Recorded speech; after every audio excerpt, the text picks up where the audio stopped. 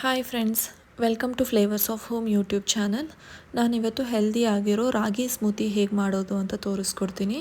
ಅದಕ್ಕೆ ನಾನಿಲ್ಲಿ ಒಂದು 3 ಟೇಬಲ್ ಸ್ಪೂನ್ ಆಗುವಷ್ಟು ರಾಗಿ ಹಿಟ್ಟು ಮತ್ತು ನೆನೆಸಿ ಸಿಪ್ಪೆ ತೆಗೆದಿರುವಂತಹ ಬಾದಾಮಿ, ಒಂದು ಸಣ್ಣ ಗ್ಲಾಸಷ್ಟು ಹಾಲು ತೊಗೊಂಡಿದ್ದೀನಿ. ನೆಕ್ಸ್ಟು ನಾವು ಇಲ್ಲಿ ಚಿಯಾ ಸೀಡ್ಸ್ನ ಚೆನ್ನಾಗಿ ನೆನೆಸಿರೋದು ತೊಗೊಂಡಿದ್ದೀನಿ. ಇದನ್ನು ಅಟ್ಲೀಸ್ಟ್ 1 ಅವರ್ ಆದರೂ ನೆನೆಸಿಡಬೇಕು. ಹಾಗೆ ನಿಮಗೆ ಇಷ್ಟ ಬಂದಿರೋ ಫ್ರೂಟ್ ತೊಗೋಬೋದು. ನಾನಿಲ್ಲಿ ಆ್ಯಪಲ್ ತೊಗೊಂಡಿದ್ದೀನಿ, ನೀವು ಪಪಾಯ ತೊಗೊಳ್ಬೋದು, ಇಲ್ಲ ಬಾಳೆಹಣ್ಣು ಕೂಡ ತೊಗೊಳ್ಬಹುದು.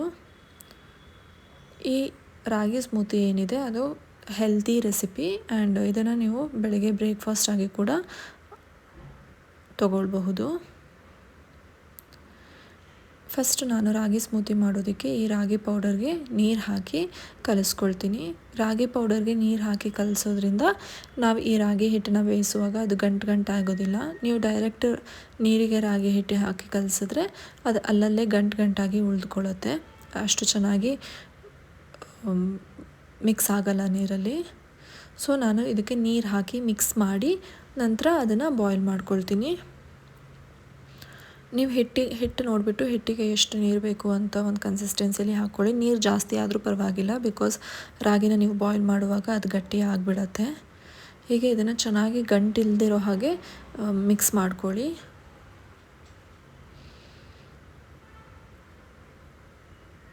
ಇದನ್ನು ಚೆನ್ನಾಗಿ ಮಿಕ್ಸ್ ಮಾಡಿಕೊಂಡು ಆದಮೇಲೆ ಇದನ್ನು ನಾನು ಒಂದು ಪಾತ್ರೆಗೆ ಹಾಕ್ಕೊಂಡು ಬಾಯ್ಲ್ ಮಾಡ್ಕೊಳ್ತೀನಿ.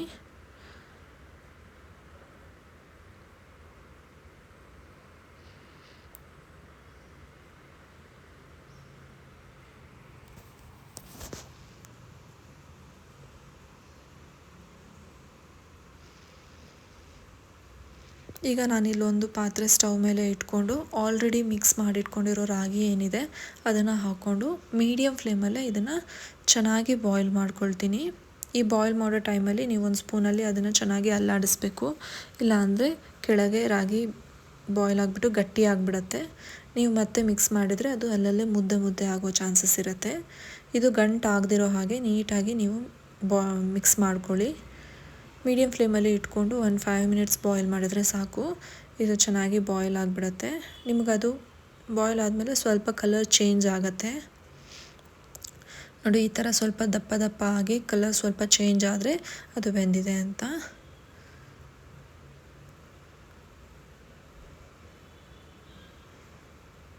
ಇದನ್ನು ಹೀಗೆ ಚೆನ್ನಾಗಿ ಮಿಕ್ಸ್ ಮಾಡ್ಕೊಳ್ಬೇಕು. ರಾಗಿ ಚೆನ್ನಾಗಿ ಬೇಯಬೇಕು. ನಿಮಗೆ ನೀರು ಇನ್ ಕೇಸ್ ಕಡಿಮೆ ಆಯಿತು ಅನಿಸಿದರೆ ಸ್ವಲ್ಪ ನೀರು ನೀವು ಈ ಟೈಮಲ್ಲಿ ಕೂಡ ಆ್ಯಡ್ ಮಾಡಿಕೊಂಡು ಬಾಯ್ಲ್ ಮಾಡ್ಕೊಳ್ಬಹುದು. ತುಂಬ ಗಟ್ಟಿಯಾಗಿ ಅದಕ್ಕೆ ಬಿಡಬೇಡಿ, ಅದು ಹಿಟ್ಟು ಮುದ್ದೆ ಆಗಿಬಿಡತ್ತೆ. ಇದನ್ನು ನಾವು ತಣ್ಣಗಾಗೋದಕ್ಕೆ ಬಿಡಬೇಕು. ನಾನು ಇದನ್ನು ಒಂದು ಬೌಲ್ಗೆ ಹಾಕಿ ಅದನ್ನು ಆರಿಸಿ ಇಟ್ಕೊಂಡಿದ್ದೀನಿ.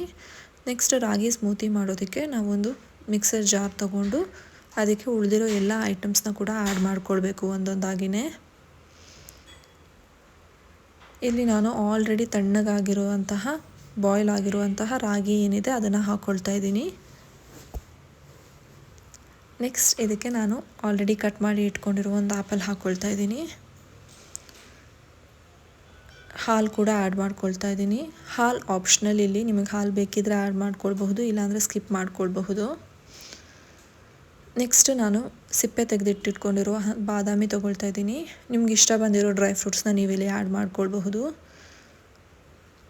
ನಾನಿಲ್ಲಿ ಸ್ವೀಟ್ಗೆ ಏನೂ ಆ್ಯಡ್ ಮಾಡ್ಕೊಳ್ತಾ ಇಲ್ಲ, ಆ್ಯಪಲ್ ಹಾಕ್ಕೊಳ್ಳೋದ್ರಿಂದ ನನಗೆ ಅಷ್ಟೇ ಸ್ವೀಟ್ ಸಾಕು ಅಂತ ಸ್ಕಿಪ್ ಮಾಡ್ತಾ ಇದ್ದೀನಿ. ನಿಮಗೆ ಸ್ವೀಟ್ ಬೇಕಿದ್ದರೆ ಜಾಗ್ರಿ ಹಾಕ್ಕೊಳ್ಬಹುದು, ಇಲ್ಲ ಅಂದರೆ ಡೇಟ್ಸ್ ಏನಿದೆ ಅದನ್ನು ಕೂಡ ಹಾಕ್ಕೊಳ್ಬಹುದು, ಅದು ಸ್ವೀಟಿನ ಅಂಶ ಕೊಡುತ್ತೆ.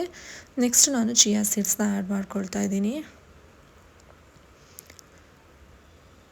ಇಷ್ಟು ಆ್ಯಡ್ ಮಾಡಿಕೊಂಡು ಇದನ್ನು ಚೆನ್ನಾಗಿ ಗ್ರೈಂಡ್ ಮಾಡ್ಕೊಳ್ಬೇಕು.